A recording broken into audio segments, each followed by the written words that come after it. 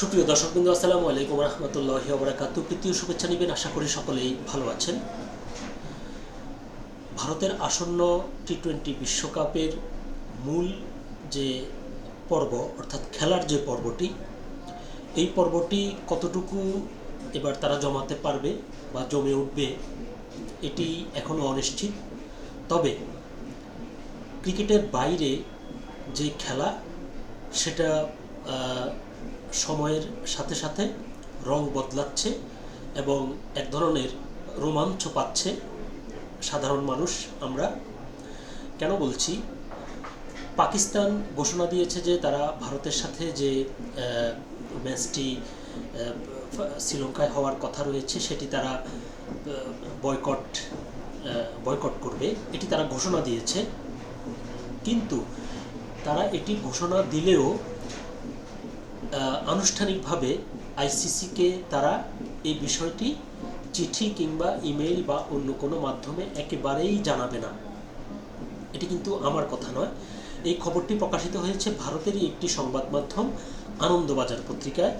তো সেখানে বলছে যে পাকিস্তানের ইমেইল নাটক, ভারত ম্যাচ না খেলার কথা আইসিসিকে আনুষ্ঠানিকভাবে জানাবেই না মহসিন নকবিরা।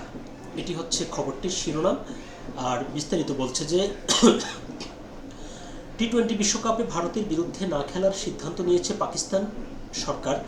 সেই সিদ্ধান্ত মেনে চলবে পাকিস্তান ক্রিকেট বোর্ডও। তবে আইসিসিকে এই কথা আনুষ্ঠানিকভাবে জানাবে না তারা। কেন?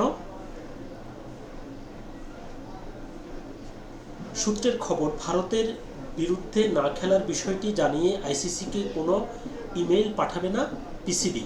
তবে ম্যাচের দিন তারা মাঠে হাজির থাকবে না। অর্থাৎ বল এখন পুরোটাই আইসিসির কোর্টে। সেক্ষেত্রে পাকিস্তানকে শাস্তি দেওয়ার সিদ্ধান্ত নিতে কিছুটা দেরি হতে পারে। পিসিবির সূত্রকে উদ্ধৃত করে এনডিটিভি জানিয়েছে আইসিসিকে কোনো ইমেইল পাঠানো হবে না। আইসিসি ইতিমধ্যে জানিয়েছে তারা পিসিবির তরফে আনুষ্ঠানিক বার্তার অপেক্ষা করে আছে। অর্থাৎ তারা পাকিস্তানের বিরুদ্ধে যে পদক্ষেপই নিতে চাক না কেন বা নিক না কেন, আগে তাদেরকে তো পিসিবি জানাতে হবে যে আমরা এই পদক্ষেপ নেব বা আমরা এটা করব বা এটা আমরা এই ম্যাচটি খেলবো না। এটি যদি আনুষ্ঠানিকভাবে যদি না জানায়, তাহলে আইসিসি তাদের বিরুদ্ধে কিভাবে ব্যবস্থা নেবে? এখন তারা যদি পাকিস্তানের যে সংবাদটি প্রকাশিত হয়েছে বা তারা যে তাদের সংবাদ মাধ্যমে তারা ঘোষণা দিয়েছে সেটিকে ইস্যু করে যদি কোনো ব্যবস্থা নেয় পাকিস্তানের বিরুদ্ধে, তাহলে তো আইসিসি উল্টা ফেঁসে যাবে। তখন পাকিস্তান বলবে আমরা কি আপনাদেরকে বলেছি যে আমরা খেলবো না বা কি আমাদের সিদ্ধান্তের কথা আমরা তো আপনাদেরকে জানাইনি। তো এই বিষয়টা যেন পরবর্তীতে আরও নতুন ঝামেলা তৈরি না করে, সেজন্য আইসিসি অপেক্ষা করছে যে ভারতের পাকিস্তানের বিরুদ্ধে তারা কি পদক্ষেপ নেবে, এরকম একটা প্রস্তুতিও নাকি আইসিসি নিয়ে রেখেছে। কিন্তু পাকিস্তান তলে তলে সিদ্ধান্ত নিয়েছে যে তারা এটি এখন জানাবে না। হয়তো ম্যাচ যখন হওয়ার কথা তখন বা আগে দিই, অর্থাৎ এমন সময়ে এটি বলবে যখন শাস্তি ঘোষণার যথেষ্ট সময় যাতে না পাওয়া যায়। মানে অনেকটা এরকম আর কি, ওই যে এই ফুটবল খেলাতে যে যখন এক দলের জয় নিশ্চিত হয়ে যায় বা এগিয়ে থাকে, তখন ম্যাচের শেষ দিকে আর প্রতিপক্ষের পায়ে যেন বল না যায় বা নিজেদের মধ্যে বল রেখে এক খেলোয়াড় অন্য খেলোয়াড়ের কাছে বল পাস দেয়।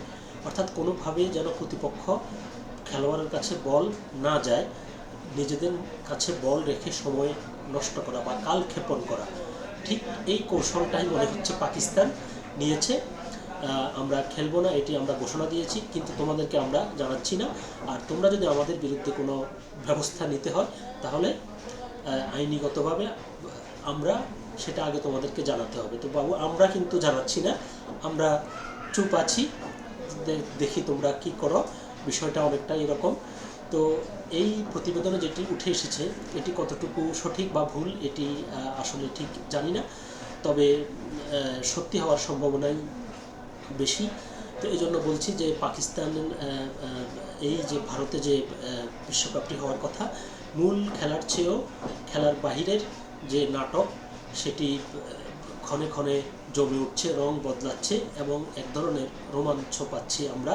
তো দেখা যাক শেষ পর্যন্ত কি হয়, এই খবরটি কি সত্যি হয় নাকি অন্য কোনো আবার খবর আসে, তখন আপনাদের সাথে আবারও কথা বলবো। সকলে ভালো থাকবেন, সুস্থ থাকবেন, আল্লাহ হাফেজ।